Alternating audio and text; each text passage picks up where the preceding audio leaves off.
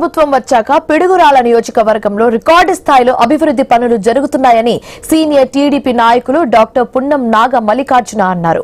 CM Chandrababu Naidu, deputy CM Pawan Kalyan, మంత్రి నారా లోకేష్ నాయకత్వంలో నియోజకవర్గ అభివృద్ధి పనులు పెడుతుందని చెప్పారు. ముఖ్యంగా జానపాడు రోడ్డు నేషనల్ హైవే తరహాలో అభివృద్ధి చేశామని తెలిపారు. పిడుగురాళ్ల ఆర్ఓబి పనులు, జానపాడు రోడ్ అభివృద్ధిని చూసి ఒరవలేకే మాజీ ఎమ్మెల్యే కాసు మహేష్ రెడ్డి విష ప్రచారానికి దిగుతున్నారని ఆరోపించారు. సోషల్ మీడియాలో తప్పుడు ప్రచారంతో బురద జల్లే ప్రయత్నం చేస్తున్నారని విమర్శించారు. ఇకనైనా ప్రజలను రెచ్చగొట్టే ప్రయత్నాలను వెంటనే నిలిపివేయాలని మల్లికార్జునరావు హెచ్చరించారు. ఇవన్నీ చూడలేక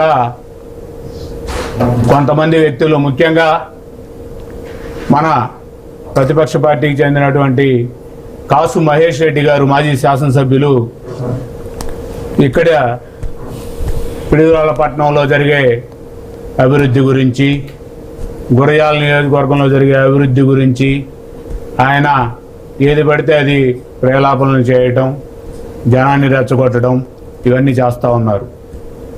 జానపాడు రోడ్ అనేది ఒక నేషనల్ హైవే తరాలో 22 మీటర్ల వెడల్పుతో సిమెంట్ రోడ్ నిర్మించడం జరిగింది.